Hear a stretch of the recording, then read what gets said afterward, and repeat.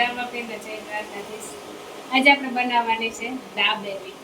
તો અહીંયા આપણે લીધી છે એક તપેલીમાં ખજૂર ને આંબલી ની ચટણી બનાવવા માટે, અને અહીંયા લીધા આપણે કુકરમાં 1/2 કિલો બટેટા.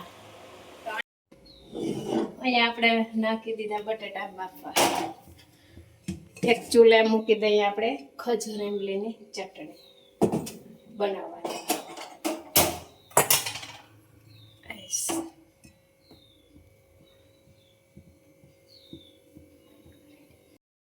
બટેટા આપણા મસ્ત મજાના બફાઈ ગયા અને હવે આપણે આને ચૂંદો કરી નાખીએ. આપણે ખજૂર આંબલી બફાઈ ગયા અને હવે આપણે હે ને આ મિક્સરમાં પીસી નાખીએ.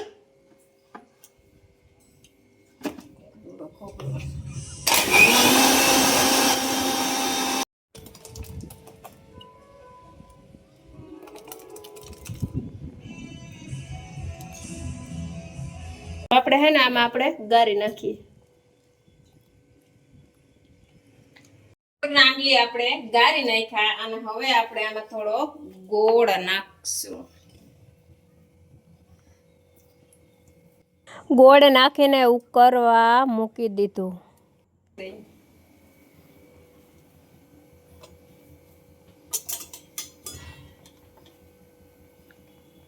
ચટણી હવે આપણે આ ચટણીમાં આપણે બધું નાખી દીધું ને આ ચટણી ઉકળી જાય ને એટલે ઘડીમાં આપણે લીલી ચટણી બનાવી નાખીએ. અહીંયા હવે આપણે લીલું મરચું છે, આદુ છે, ધાણા છે અને લીંબુનો રસ એ બધું આપણે મિક્સર આમાં પોવાયેલામાં નાખી દઈએ.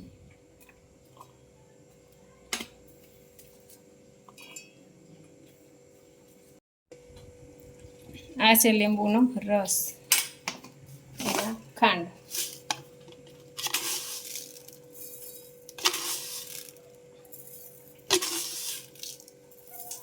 પાસે ફોદીનો નથી એટલે એટલી વસ્તુથી જ આપણે ચટણી બનાવી લેશું. લીલી ચટણી થઈ ગઈ તૈયાર. આ છે દાબેલીનો મસાલાનું પેકેટ. આપણે લીધું બજારમાંથી અને એક વાટકામાં આપણે એ પેકેટને નાખી અને પછી એમાં પાણી આપણે નાખશું.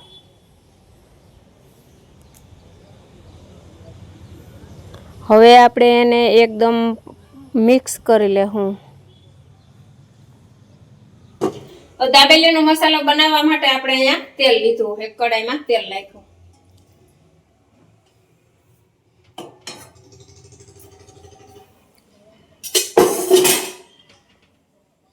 આપણે આ જે આપણે મસાલો લીધો હતો ને હમણાં આને હવે આપણે તેલમાં તતડાવી નાખીએ.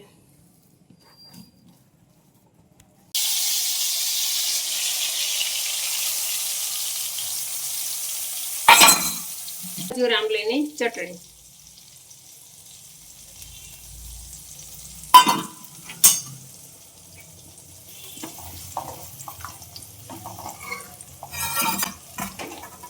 હવે નાખશું આપણે બટેટાનો ચૂંદો તૈયાર કર્યો હતો ને ઈ.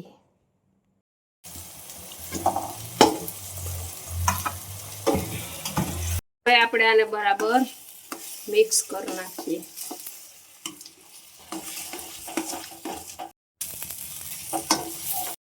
હવે મિક્સ થઈ ગયા પછી આપણે આ એક થાળીમાં પાથરી દેવું. ઉપર આપણે હવે મસાલા સિંગ પાથરી દેવું. મસાલો કમ્પ્લીટ થઈ ગયો ને હવે આપણે દાબેલી મંડી ભરાવા. એક બાજુ આપણે લીલી ચટણી પાથરશું, એક બાજુ આપણે ઓલી જે આંબલીની ચટણી આપણે બનાવી એ પાથરશું અને વચમાં આપણે બટેટાનો એ જે મસાલો આપણે તૈયાર કર્યો ને એ ભરશું.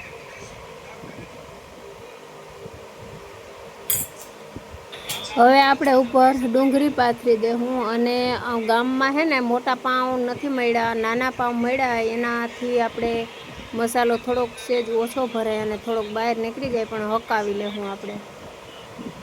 જો આ પેક થઈ ગઈ મસ્ત મજાની. હવે આપણે આવી રીતના ચારે બાજુ સેવને લગાડી દેશું.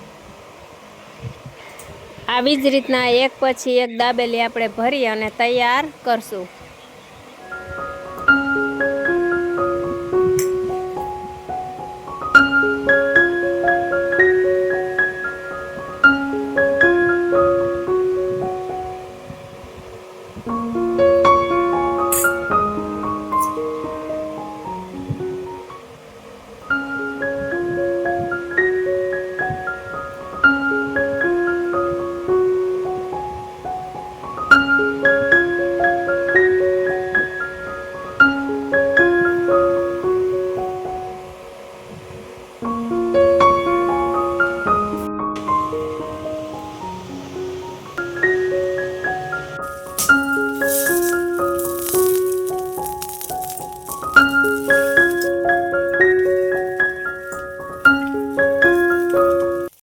દાબેલી આપણે હાવ કમ્પ્લીટ થઈ ગઈ. તો હાલો બધાય દાબેલી ખાવા.